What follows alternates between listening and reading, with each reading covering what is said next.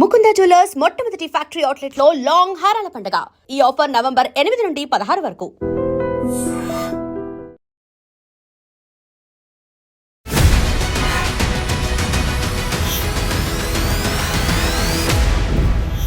నమస్తే, welcome to I dream inside politics with Kavitha. Special show on Jubilee hills bypoll. మనతో పాటుగా ఉన్నారు political analyst వి ప్రకాష్ గారు. ప్రకాష్ గారు నమస్కారం అండి. సో జూబ్లీ హిల్స్ బైపోల్ అనగానే అత్యంత ప్రతిష్టాత్మకంగా తీసుకునే పార్టీలు చాలా కీలకంగా ఉంది. తెలంగాణ రాష్ట్ర వ్యాప్తంగా దాని గురించే చర్చ అనేది జరిగింది. మనం సర్వేలు చూసాము, ఎగ్జిట్ పోల్స్ అనేది చూసిన తర్వాత అక్కడ ట్రెండ్ అనేది రిఫ్లెక్ట్ చేసిందా? నిజంగానే ఎగ్జిట్ పోల్స్ అనేది పబ్లిక్ పల్స్ని చూపించాయంటారా? అంటే ఇప్పుడు ఏవైతే ఎగ్జిట్ పోల్స్ సర్వే చేసిన సంస్థలు ఉన్నాయో చాలా నేరో మార్జిన్ చూపెట్టాయి. 2-3% ఎక్కువ భాగం, 1-2 మాత్రం 5% అండ్ అబోవ్ చూపెట్టాయి. ఇట్లున్నప్పుడు మనం ఎంతవరకు how far we can believe surveys? ఎందుకంటే వాళ్ళే చెప్తున్నారు 3+ ఆర్ 3- అని. అవును అన్నప్పుడు ఖచ్చితంగా మనం కాంగ్రెస్ గెలుస్తుందని చెప్పలేము. ప్రాబిలిటీస్ ఎక్కువ నేను చెప్పగలుగుతాం, కానీ బీఆర్ఎస్ ఓడిపోతుందని కూడా కన్ఫర్మ్ చేయలేము. మనం ఫ్లూయిడ్ సిచ్యువేషన్ ఉంది, మనకు ఏది అనేది తెలియదు. బట్ దీని నుంచి ఒకవేళ ఇట్లాగే జరిగి ఉంటే, ఇంత టైట్ కంటెస్ట్ ఉండి ఉంటే కొంత గుణపాఠాలు తీసుకోవాల్సిన అవసరం అయితే ఉంటుంది. పర్టికులర్గా సిట్టింగ్ సీట్ పోగొట్టుకుంటున్న బీఆర్ఎస్ అంటే నిన్న వాళ్ళు చేయగలిగింది చేశారు ఆఫ్ కోర్స్, కానీ దొంగ ఓట్లు దాదాపుగా 24,000 చేర్చారు అని కొన్ని శాంపిల్గా కొన్ని ఎవిడెన్సెస్ కూడా ఇచ్చారు. ఆ ఎవిడెన్సెస్లలో మనకు కొన్ని కనబడుతున్నాయి. ఒకటే బిల్డింగ్లో 130 ఓట్లు 140 ఓట్లు చేర్పించారని. ఆ అపార్ట్మెంట్ దగ్గర పోతే వీళ్ళెవరు మా దానిలో లేరు అని చెప్పారు. ఇదివరకు ఉన్నారా అంటే ఆ ఇల్లు కూలగొట్టి మళ్ళీ కట్టారు. ఆ ఇంట్లో 2 ఉంటారు, 5 ఉంటారు, 10 మంది ఉంటారు. 130 మంది ఎందుకు ఉంటారు?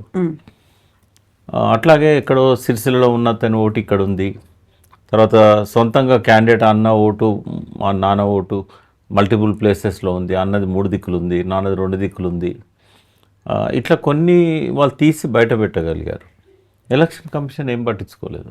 కంప్లీట్గా అంటాం కదా నిమ్మకు నీరెత్తినట్టు అని, నీరెత్తినట్టుగా అంటే వాళ్ళు ఏమీ పట్టించుకోలేదు. నిన్న ఆర్ఎస్ ప్రవీణ్ కుమార్ చెప్తా ఉండే, ఎన్నిసార్లు కంప్లైంట్ ఇచ్చినా ఏ విషయంలో ఇచ్చినా అసలు వాళ్ళు ఏది పట్టించుకోలేదు అనేది. ఏదో విజిల్ అనే ఒకటి యాప్ ఏదో ఉందట, ఆ యాప్లో మనము ఈ వీడియోస్ కానీ ఇవి కానీ డైరెక్ట్గా ఎక్కడెక్కడైతే మాల్ ప్రాక్టీసెస్ జరుగుతున్నాయో తీసి అప్లోడ్ చేస్తే ఎలక్షన్ కమిషన్ ఇమ్మీడియట్గా దాని మీద స్పందిస్తుంది. 2 days నుంచి అది పనిచేయలేదు, అది డెడ్ అయిపోయింది. దాన్ని ముందు కంప్లైంట్ ఇచ్చినా కూడా దాన్ని రిపేర్ చేయలేదు. 1 day బిఫోర్ చెప్పినా కూడా ఎలక్షన్ అబ్జర్వర్ ఇది మా చేతిలో ఉండదు, ఇది వాళ్ళ చేతిలో ఉంటుంది, ఎలక్షన్ కమిషన్ ఆఫ్ ఇండియా, కాబట్టి మేమేం చేయలేము. అంటే ఏం చేయలేమనే దానికంటే మేము మాట్లాడి దాన్ని రిజాల్వ్ చేస్తామని చెప్పాలి. కానీ నిన్న పోలింగ్ అయిపోయే వరకు కూడా అది పనిచేయలేదు. వాట్సాప్లో పెట్టండి, వాట్సాప్లో పెట్టి మాకు పంపండి అంటే election commission observer WhatsApp number ఎందుకు ఉంటుంది అందరి దగ్గర? అది జరిగే కాడ ఎక్కడో జరిగిన కాడ ఇమ్మీడియట్గా పంపాలి కదా. యాప్ ఉంటేనేమో యాప్లో డౌన్లోడ్ చేసుకొని ఎవరైనా అప్లోడ్ చేయగలుగుతారు. ఆ పర్పసే అది.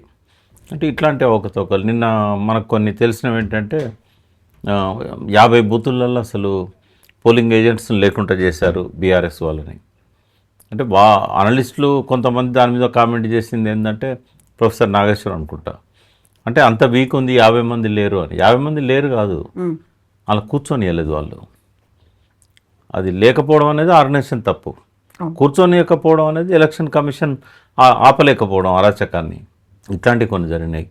తర్వాత నిన్న ప్రెస్ మీట్లో బీఆర్ఎస్ నాయకులు చెప్పింది ఏంటంటే కొన్ని బూత్ల దగ్గర ఎలక్షన్ ఆఫీసర్ మీ పేరేంటి అంటే పేరు చెప్పకపోవడం, మీ హస్బెండ్ పేరు ఏంటంటే అది చెప్పకపోవడం, మీ ఇంటి నెంబర్ ఏదంటే అది కూడా చెప్పకపోవడం.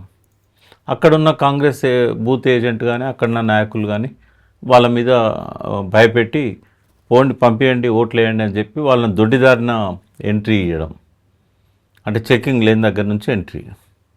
ఇట్లాంటివి చాలా జరిగినాయి. వాటితో పాటుగా ఎల్లారెడ్డిగూడలో నాకు క్లోజ్ కాంటాక్ట్స్ ఎవరైతే నాకు దగ్గర వాళ్ళు ఉన్నారో వాళ్ళు చెప్పింది ఏంటంటే ఒక ఫాదరు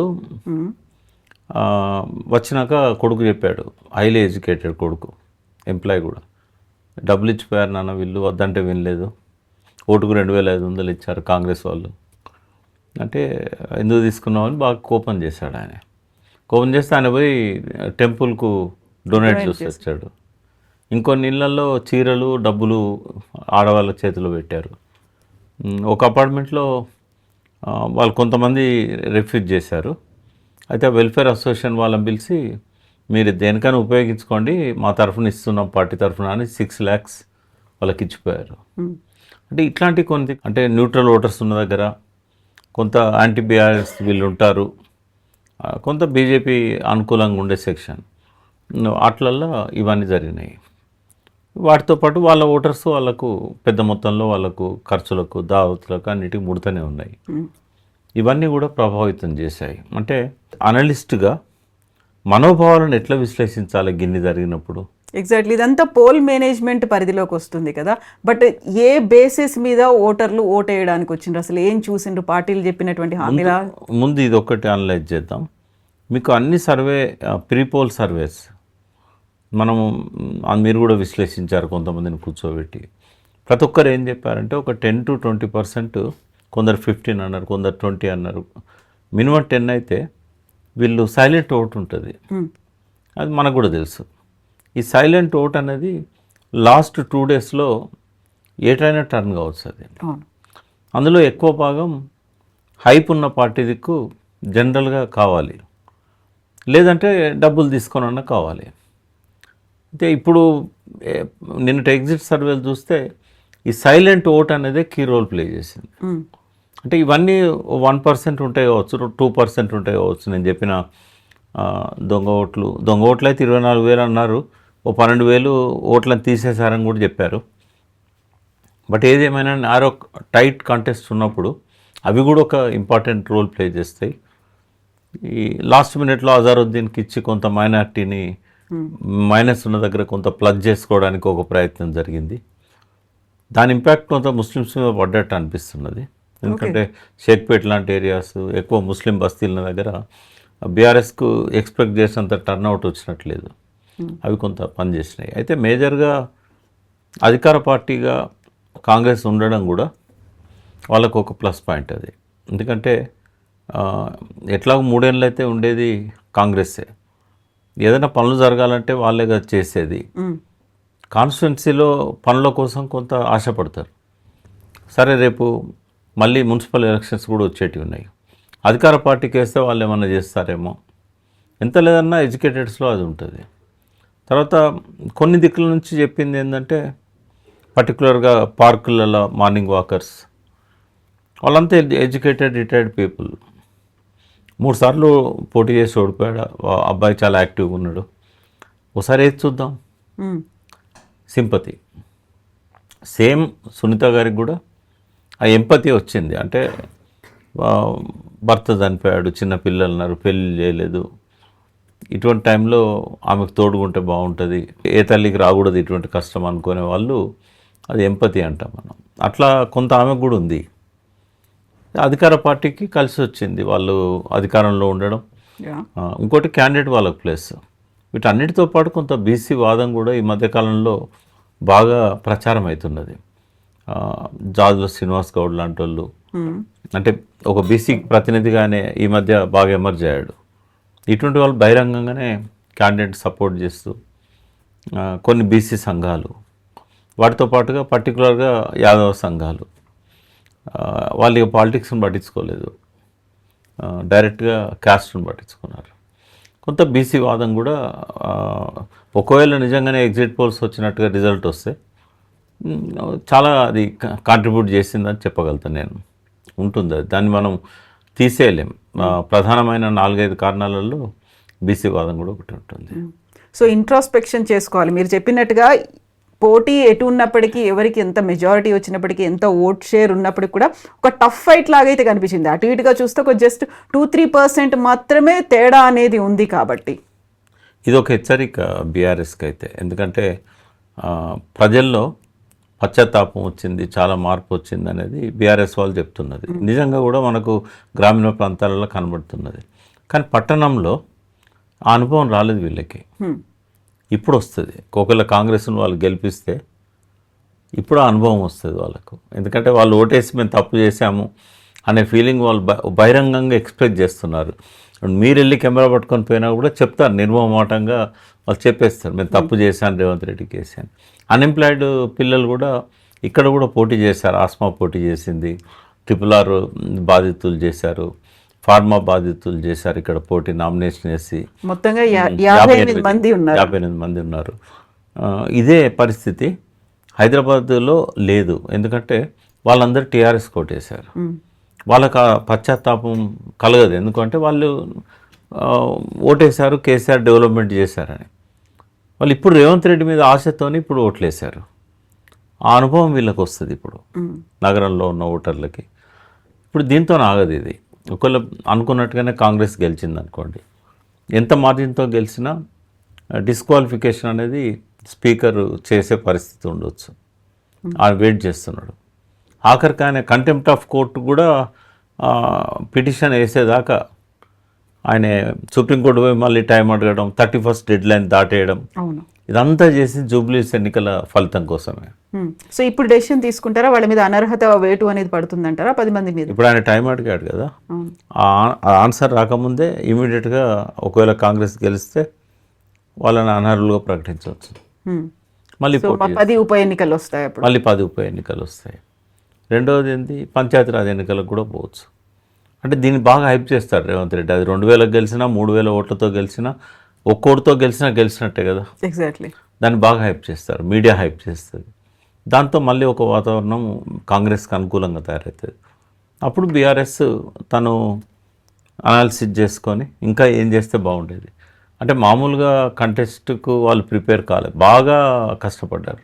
కేటీఆర్ కానీ ఆయన టీం కానీ అన్ని మీడియాలో కూడా ఓపెన్గా కాంగ్రెస్ వాళ్ళు కూడా చెప్పిన సందర్భాలు ఉన్నాయి.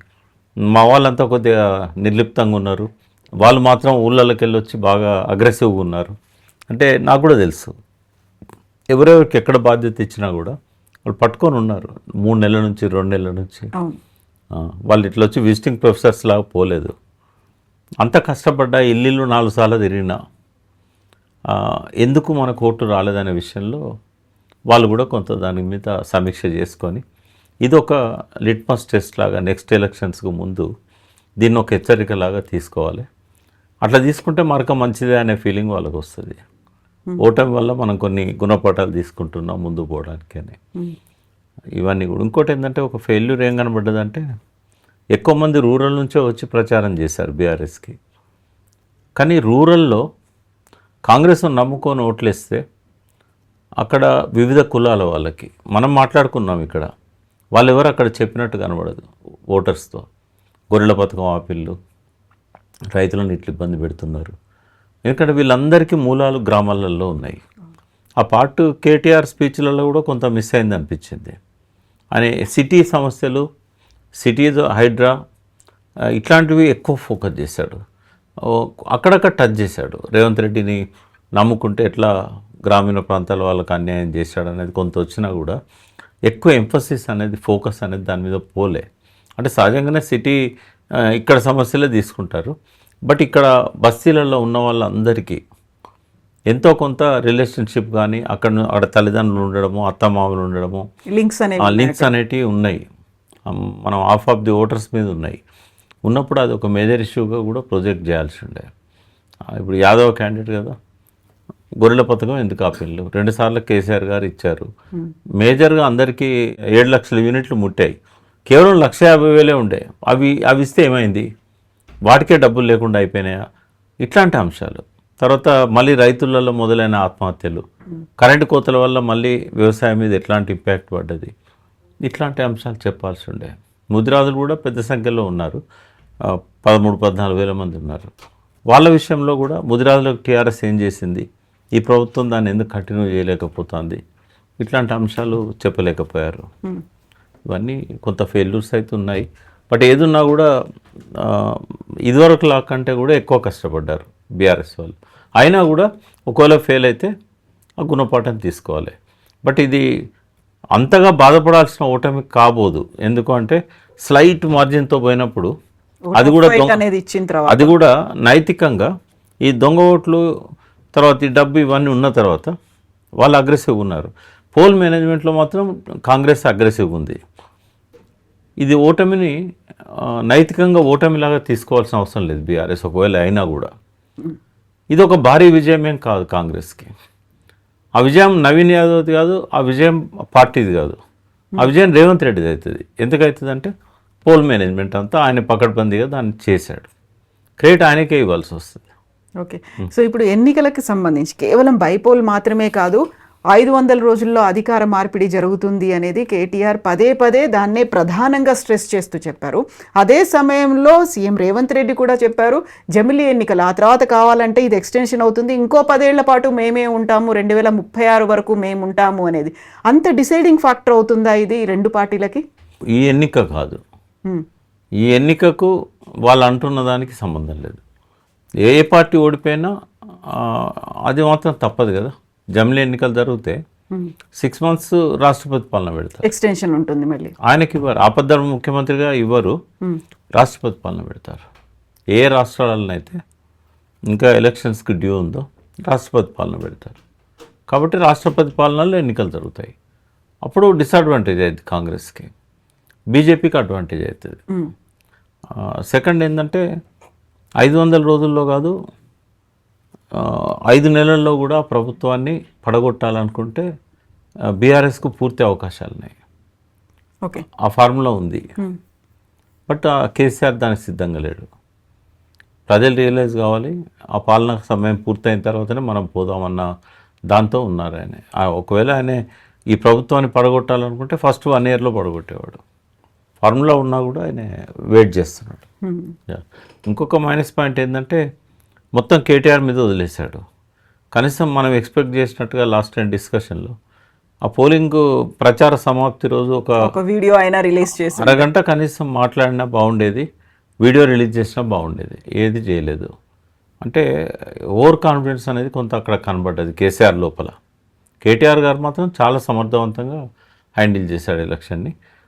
ఈ ఎలక్షన్లో గెలిచిన ఓడినా బీఆర్ఎస్కి ఏంటంటే ఒక అగ్రెసివ్గా ముందుకు వచ్చిన నాయకుడిగా కొంత ప్రజల్లో ఇతను మారుతున్నాడు, కొంత మారిండి, ఇదివరలా లేడు, తన లీడర్షిప్ క్వాలిటీస్ను తను చెప్పగలిగాడు బయటికి అనేది మాత్రం కేటీఆర్కి ఆ క్రెడిబిలిటీ వస్తుంది. సో ఇప్పుడు ఖచ్చితంగా ఇదే జరుగుతుంది అనుకోవచ్చా? ఎందుకంటే 90% కాంగ్రెస్ వైపు ఉంది, కేవలం 10% మాత్రమే బీఆర్ఎస్ వైపు ఎగ్జిట్ పోల్ సర్వేలు అనేవి చెప్తున్నాయి. కాబట్టి ఇదే రిఫ్లెక్ట్ అవుతుందా November 14th కూడా? పర్సనల్గా నా ఒపీనియన్ చెప్పనా ప్లీజ్. బీఆర్ఎస్ ఒక 5,000 to 6,000 మెజార్టీతో గెలుస్తుంది. ఎందుకంటే ఎగ్జిట్ పోల్స్లో ఎక్కడైతే డబ్బులు తీసుకొని ఓట్లు వేసిన పరిస్థితి ఉంటుందో వాళ్ళు బయటకు వచ్చినాక చెప్పరు. బీఆర్ఎస్కి వేసినా కూడా కాంగ్రెస్కి వేసినామని చెప్తారు తీసుకొని ఉంటే. అది కొంత 2-3% సర్వేని తప్పుదో పట్టించే అవకాశం ఉంటుంది. తర్వాత సర్వే చేసిన సంస్థలు కూడా అక్కడ ఇంకా చివరి ఓటరు పోలింగ్ బూతుల్నే ఉన్నాడు, ఇక్కడ టీవీలలో వాళ్ళు కూర్చొని సర్వేలు చేసి అంత తొందరగా ఎట్లా వస్తాయమ్మా? ఇప్పుడు ఉదాహరణకు ఇప్పుడు పోలింగ్ బూతులు అన్నిట్లో కాకపోయినా ఓ 100 సెంటర్లైనా వీళ్ళ మనుషులు ఉంటారు. 12-1 గంట దాకా జరిగిన పోలింగ్ మీద వాళ్ళు సర్వే చేసి 4 గంటలన్నా కావాల్సి వస్తుంది. దీన్ని అంతా కంపైల్ చేయాలంటే 3 నుంచి 4 గంటలు మినిమం పడుతుంది. ఆ టైం కూడా తీసుకోకుండా 7 నుంచి సర్వేలు ఇవ్వచ్చానంటే 7 వచ్చి కూర్చున్నారు. అప్పటికే సోషల్ మీడియాలో వైరల్ అవుతున్నాయి. అంటే వాటినైతే నేను నమ్మను. మిషన్ చాణక్య రాత్రి ఎప్పుడో 9:30-10 గంటలకు వాళ్ళు చాలా లేటుగా వాళ్ళు ఇచ్చారు. వాళ్ళకు కొంత క్రెడిబిలిటీ ఉంది, వాళ్ళు బీఆర్ఎస్కి అనుకూలంగా ఇచ్చారు. ఇంకో సంస్థ కూడా క్యూ అనే పేరుతో ఏదో వస్తుంది, వాళ్ళు కూడా 10 o'clock ఇచ్చారు. వాళ్ళు చెప్పారు ఓపెన్గానే, అంత తొందరగా మేము ఎట్లా ఇచ్చేది, 132 సెంటర్లకు వెళ్ళి మేము సేకరించి ఆ లాస్ట్ ఓటేసిన తర్వాత కదా అని. ప్లస్లు మైనస్లు ఉన్నాయి ఈ సర్వే సంస్థలకు, బట్ కొట్టిపడేసే పరిస్థితి లేదు. డెఫినెట్గా మనము కన్సిడర్ చేయాల్సిన అంశాలు ఈ సర్వేలలో చాలా ఉన్నాయి. ఎగ్జిట్ పోల్స్ వాళ్ళ అంచనా అటు ఇటు కావడానికి ఒక 3% అని అన్నారు కాబట్టి తప్పెట్లయితుంది వాళ్ళే చెప్తున్నారు, ఒక 3% కొంచెం ఎర్రర్ ఉండే ఛాన్సెస్ ఉన్నాయి. బట్ అన్నీ కూడా చెప్పినాయి 2-3%, ఒక 2 సంస్థలు తప్ప అన్నీ అవే చెప్పినాయి. కాబట్టి మనము నిరాశపడాల్సిన అవసరం లేదని 2 పార్టీల వాళ్ళకు కూడా, బీఆర్ఎస్ వాళ్ళు నిరాశపడాల్సిన అవసరం లేదు, కాంగ్రెస్ వాళ్ళు పొంగిపోవాల్సిన అవసరం లేదు. ఇప్పటికీ కూడా ఎవరైనా గెలిచే అవకాశం ఉంది. చాలా సంక్లిష్టంగా ఉంది ఎగ్జిట్ పోల్. చూద్దాం నవంబర్ 14th Thank ఏం you. జరుగుతుందని. Thank you so much.